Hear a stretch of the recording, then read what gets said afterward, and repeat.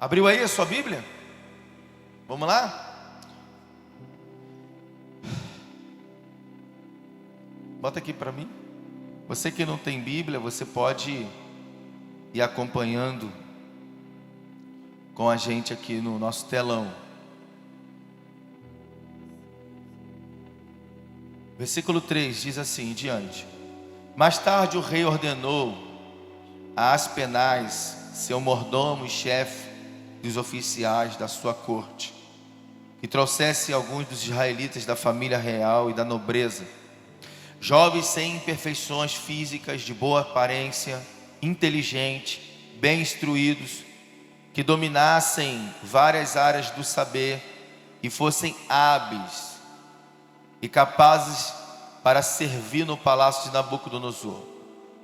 Ele próprio ficaria encarregado de lhes ensinar o idioma e a cultura dos caldeus babilônios.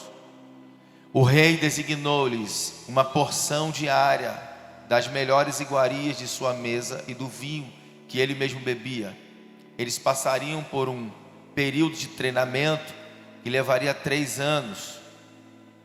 E depois disso, estariam habilitados para servir ao rei.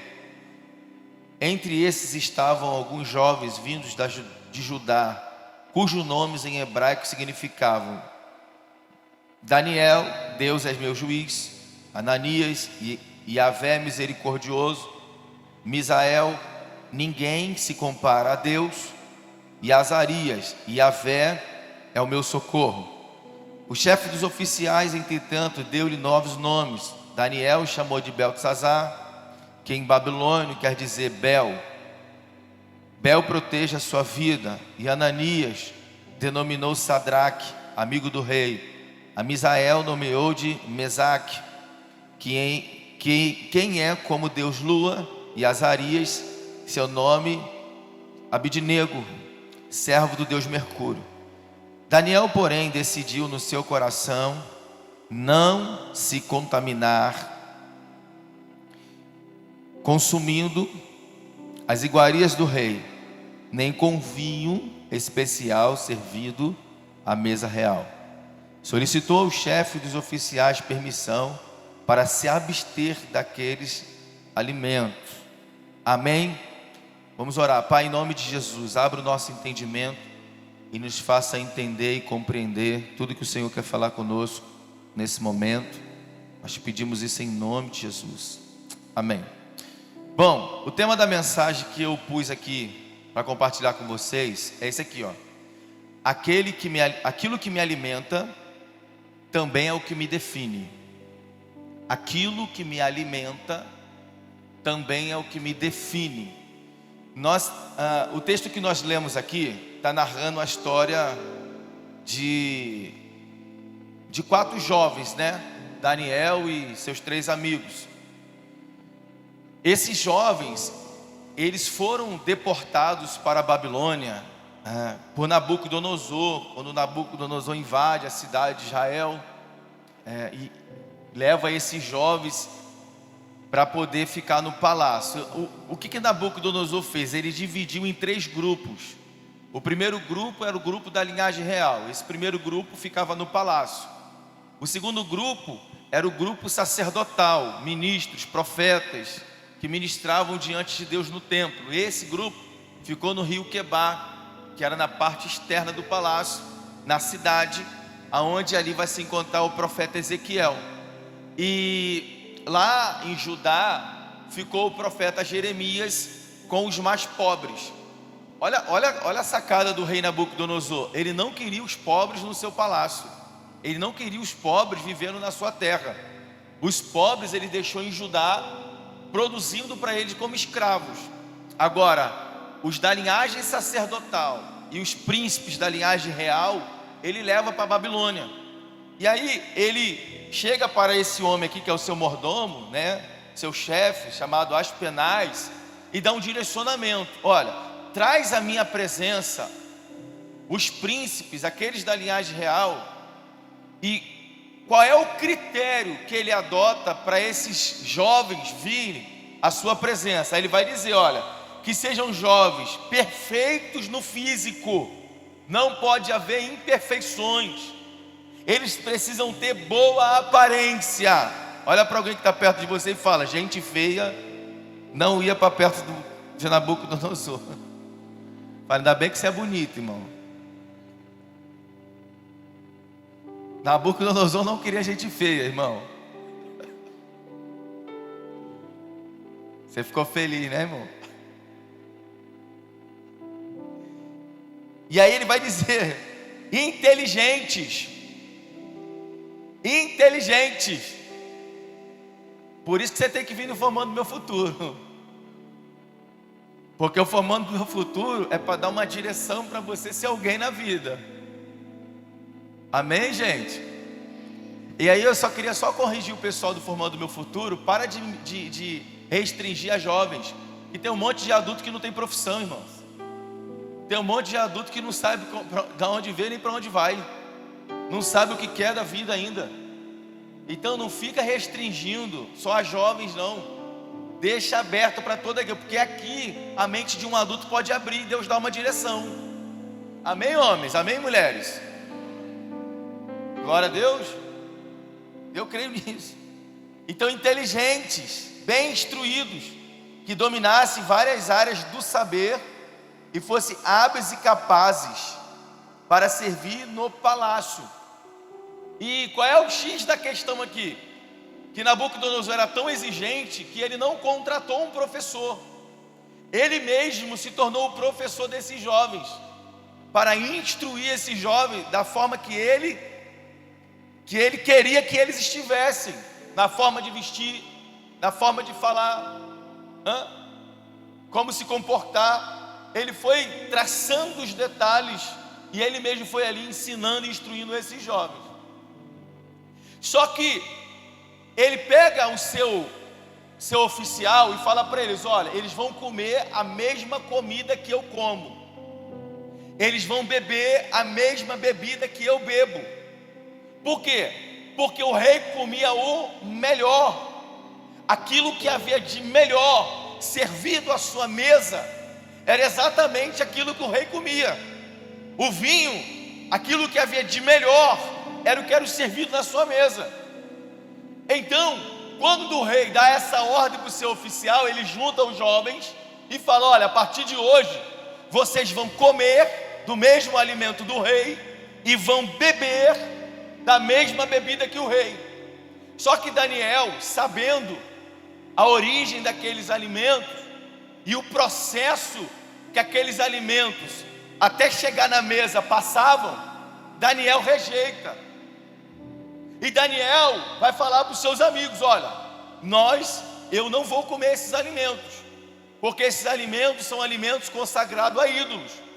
Então eu não vou comer, porque eu não quero me contaminar. E é o versículo que nós lemos aqui, versículo 8. Daniel, porém, decidiu no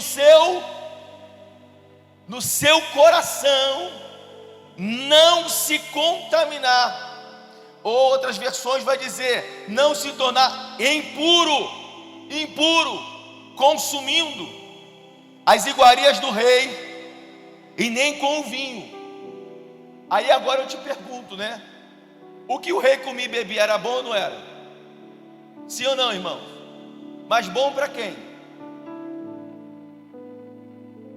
Bom para quem, irmãos? Era bom para ele. Mas Daniel, como servo de Deus, ele olha e fala: para mim isso não é bom. Entendeu ou não? Por quê? Porque aquilo que me alimenta vai me definir como pessoa. O alimento que eu como, o alimento que eu estou inserindo, esse alimento vai me definir, vai definir quem eu sou, o Deus que eu sirvo. Sim ou não, gente? Então o que Daniel faz? Daniel começa a rejeitar esses alimentos. E aí eu eu estou estudando o livro de Daniel, irmãos. Então muito provavelmente você vai ver eu pregando muito sobre Daniel, porque eu montei uma forma para eu estudar a Bíblia esse ano, e eu estou estudando, e eu cheguei no livro de Daniel. Então a partir desse momento Deus vai falando algumas coisas comigo.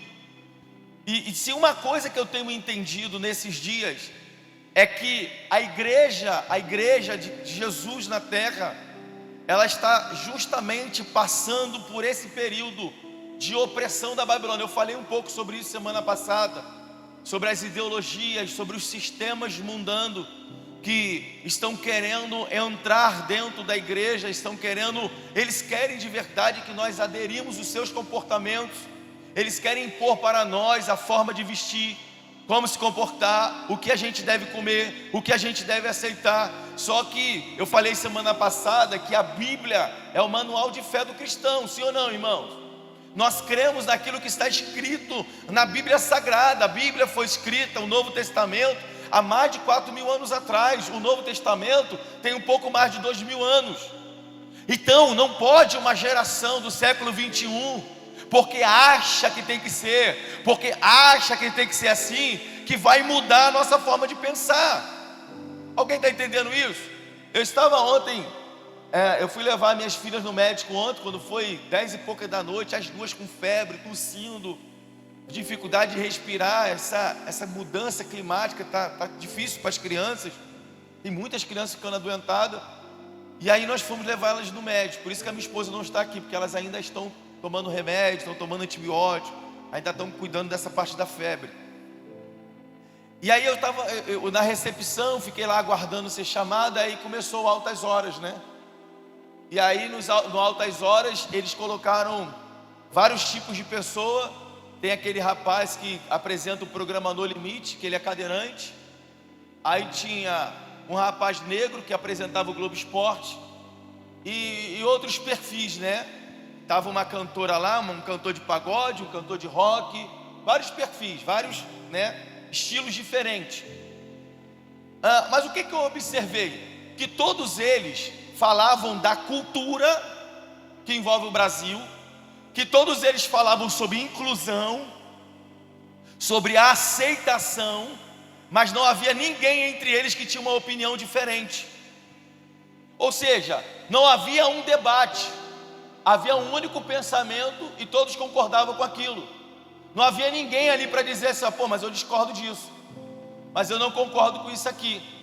Então eles colocaram vários tipos de pessoas em situações diferentes, mas todo mundo compartilhava do mesmo pensamento.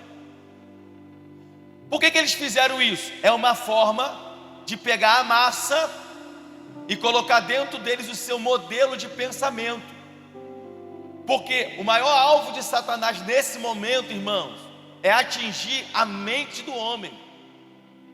Porque se ele atingir a mente do homem, ele consegue causar uma cegueira espiritual e ele consegue implementar a sua cultura mundana. Então nós não estamos mais lutando contra a pombagira. Ai, pastor, não fica falando esses nomes não, irmão, se liberta, vai. Em nome de Jesus, se converte.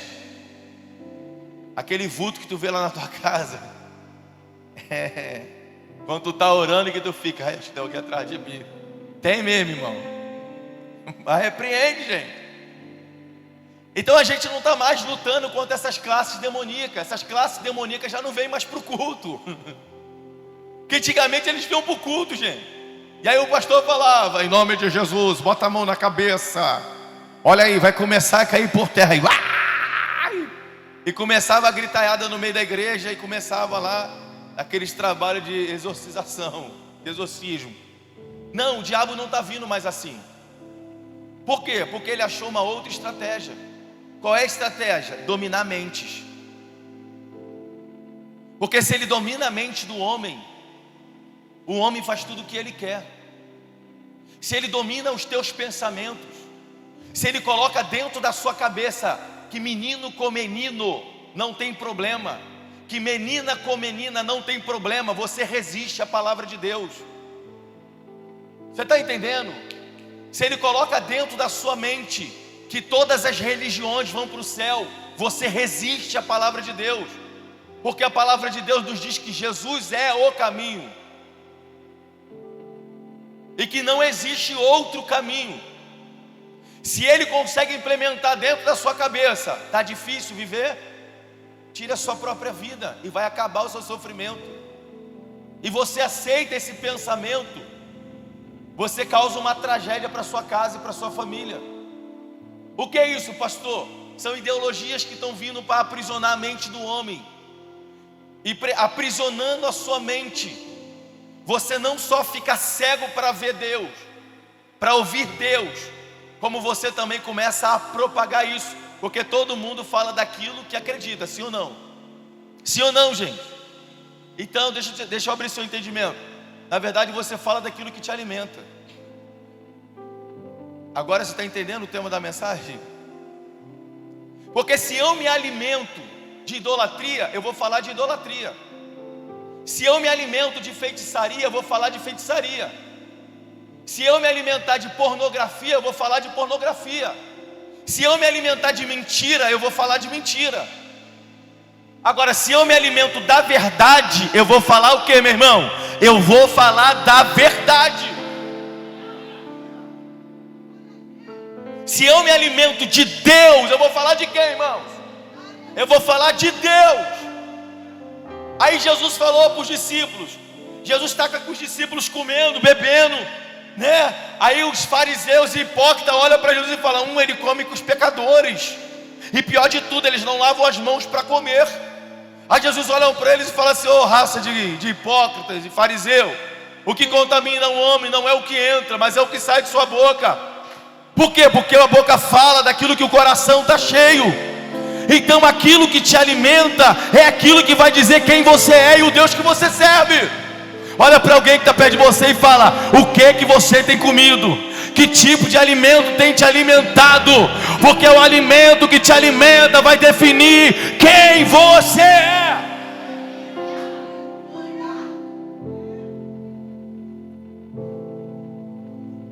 Eu não preciso que uma pessoa fale para mim que ela é crente. Eu só preciso ouvir o que ela fala. Eu não preciso ver uma carteirinha de um pastor para dizer que é pastor. Eu só preciso ver o que ele fala. Porque no momento que ele abre a sua boca, ele começa a soltar o seu tipo de alimento. E quando a gente abre a boca e começa a saltar o alimento que nós temos, as pessoas vão definir quem nós somos. Alguém está entendendo isso?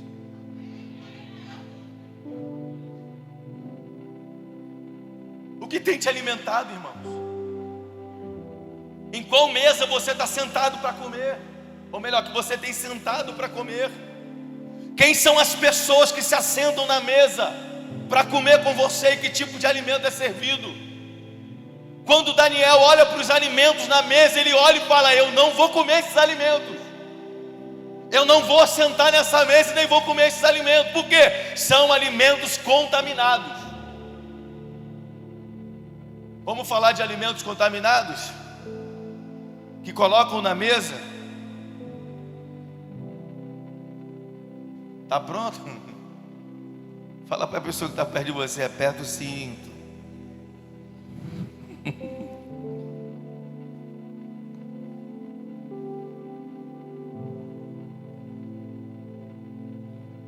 O salmista no capítulo 1 ele vai dizer: não se assente à roda e nem se detém no caminho dos pecadores.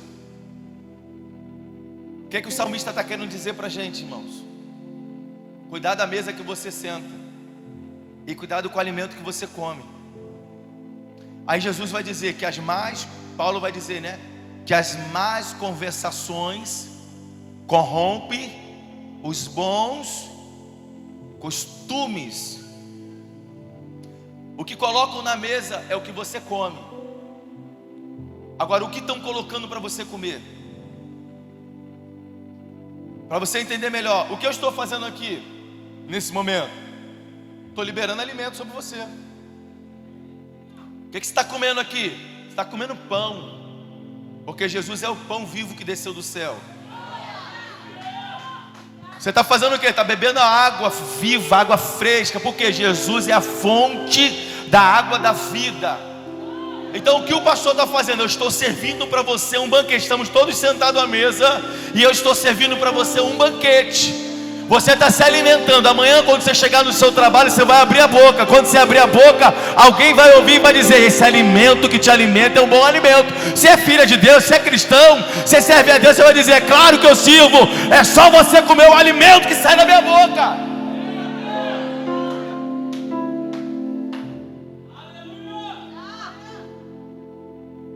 Então, quando você se assenta numa mesa, você tem que tomar cuidado com o que você come, irmão. É mentira, é pornografias, são imoralidades sexuais. O que estão colocando na mesa para você comer? Você está se alimentando disso? Aquilo que te alimenta vai te definir. Irmão, ninguém cai da noite para o dia, escute isso.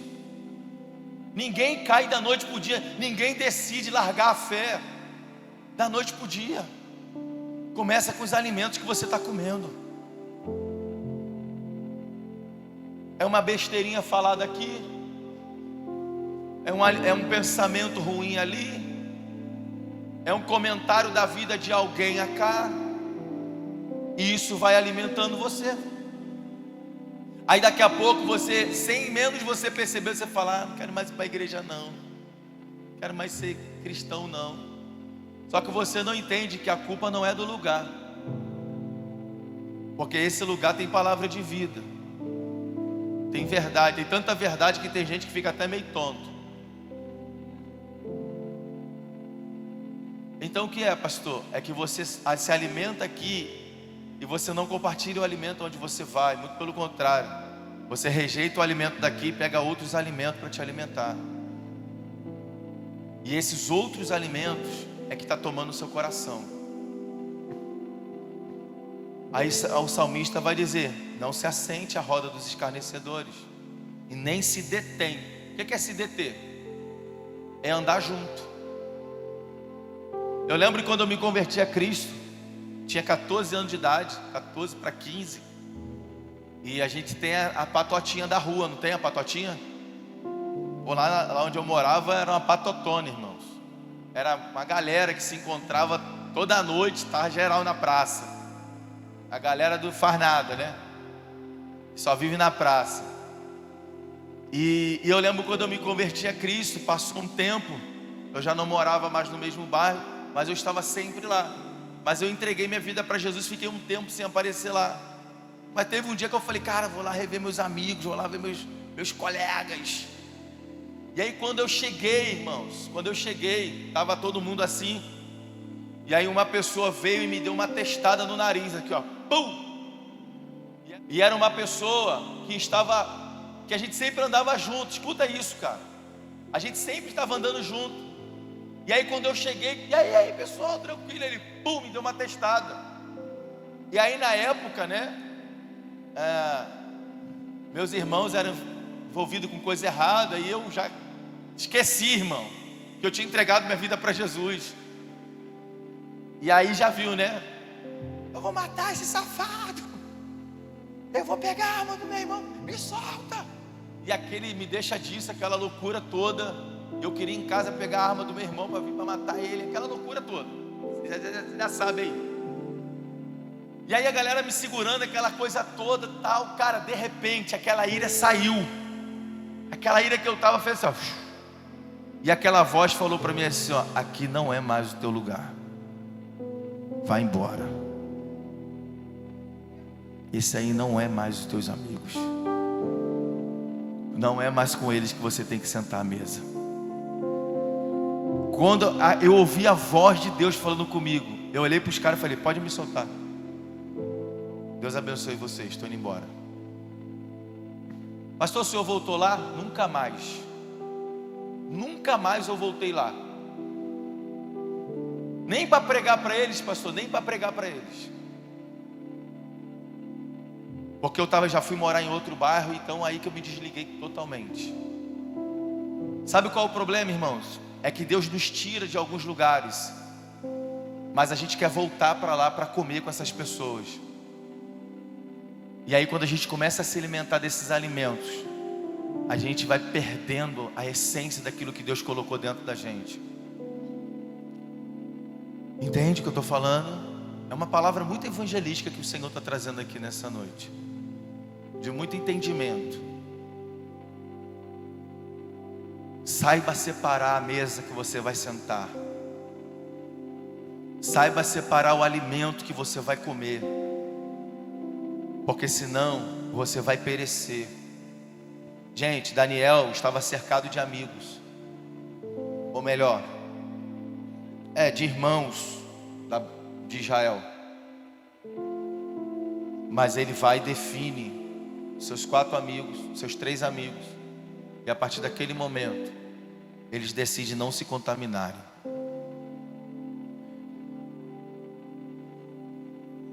Se eu falar para vocês que eu preguei tudo que não está escrito, tudo que não está escrito aqui, você acredita? Tudo que eu escrevi eu não preguei. Muito provavelmente porque Deus está querendo falar com alguém aqui de uma forma diferente. Está tudo escrito aqui, irmão, não preguei nada. Só dei o tema mesmo. Entenda uma coisa: Deus separou você. Isso tem que entrar dentro da tua mente e do teu coração.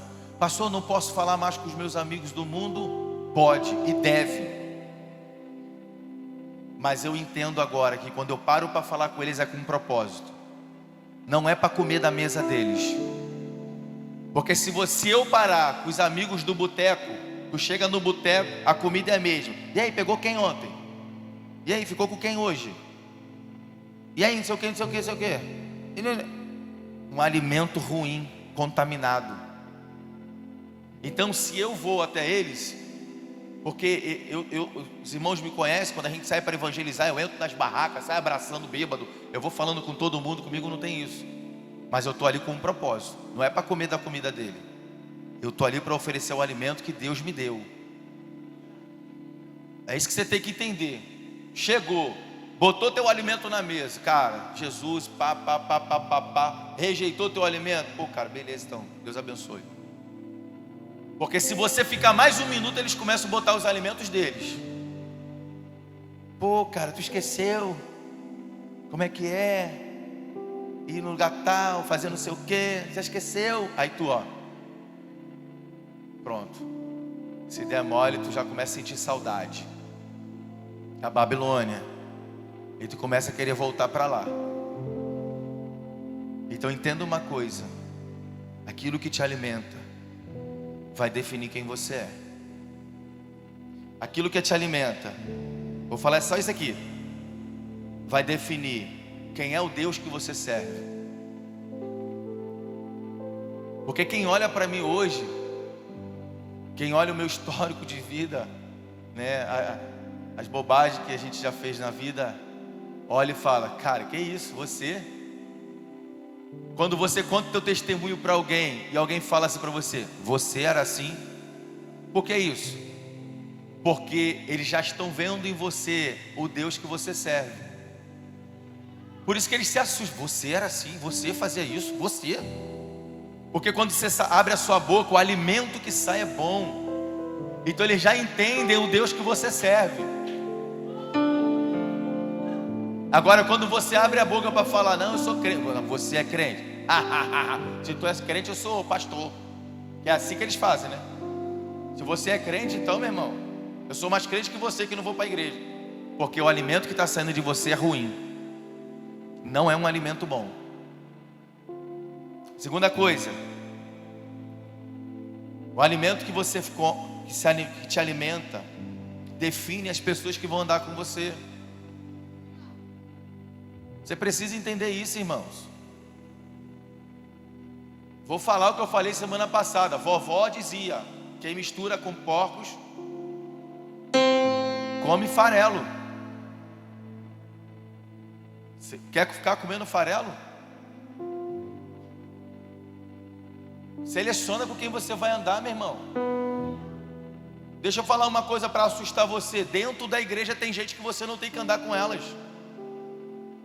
Dentro da igreja tem irmãos que você não tem que andar com eles. Por quê? Porque estão dentro da igreja, mas não foram transformados pelo poder de Deus. Não nasceram de novo ainda. Eu falei na escola bíblica semana passada, 90% das pessoas que estão dentro da igreja não nasceram de novo. Pastor, como que você sabe disso? É o fruto que você manifesta, irmão. Porque o fruto que eu manifesto define se eu nasci de novo ou não. Porque quem é nascido da carne pratica frutos mas quem é nascido do Espírito produz frutos para o Espírito, para a glória de Deus, frutos do Espírito Santo, irmão. Então, pastor, estou dentro da igreja, por que eu devo andar? É só você analisar o fruto, irmão.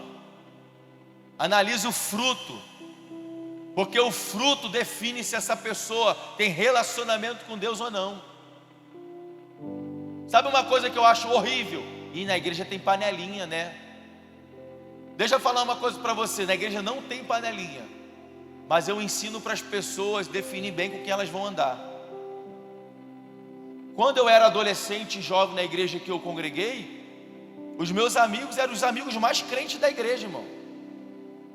Eram os mais crentes. É a galera que ia para evangelismo de madrugada, é a galera que subia monte para orar, era a galera que se juntava um na casa do outro para orar. A gente se juntava para ler Bíblia, para estudar a Bíblia junto. A gente se juntava para queimar incenso junto. E não tinha pastor mandando não, irmão. É a gente que se juntava, vamos se juntar lá na casa do fulano de tal, vamos embora. Na época nem tinha WhatsApp, só tinha um Nokia desse tamanho. Parecia um sapato na orelha. Fala, varão de Deus. E aí, vamos se juntar na casa do fulano, vamos embora. E juntava lá 10 jovens, começava a orar e pá, não tinha ninguém falando faz isso, faz aquilo, a gente ia, cara. Hoje a grande maioria desses jovens são líderes, são pastores de igreja. Mas por quê? Porque nós definimos com quem nós deveríamos andar. Agora você está dentro da igreja, podendo escolher pessoas cheias do Espírito Santo para andar. Você vai achar os problemas que estão dentro da igreja e cola nos problemas. Agora é claro, a pessoa é um problema, mas ela está no lugar certo. A qualquer momento Deus pode mudar a vida dela. Amém? Pastor, então eu vou embora da igreja? Não, você não tem que ir embora. Você tem que se arrepender e mudar de vida. Mas eu, como pastor, estou falando para você: ande com pessoas que vão te levar para perto de Deus. E a terceira coisa para a gente terminar, o restante outro dia eu prego. Aquilo que me alimenta define aonde eu vou passar a minha eternidade.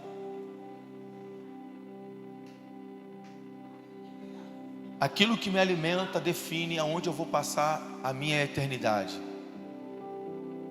Por quê, pastor? Porque todos nós morreremos. Ninguém aqui é eterno. Tá aloprando, negão? Tô. Tu vai morrer. Tá aloprando, negona? Tô. Tu vai morrer também, minha filha. Por quê? Porque todos nós morreremos. Quando eu vou, todo velório que eu faço, eu costumo dizer uma coisa: que todos nós recebemos um livro quando nascemos. Recebemos o livro com páginas em branco. A partir desse momento nós vamos preenchendo. Quando morremos é que se encerrou o nosso livro. Então tem gente que o livro se encerrou com 40 páginas, outros com 50, outros com 90, outros com 100 páginas, mas outros com 10 páginas, outros com 15 páginas, outros com 20 páginas. Por quê, pastor? Porque a vida não pertence a nós, pertence a Deus. Então é Ele que sabe quando o ponto final chega.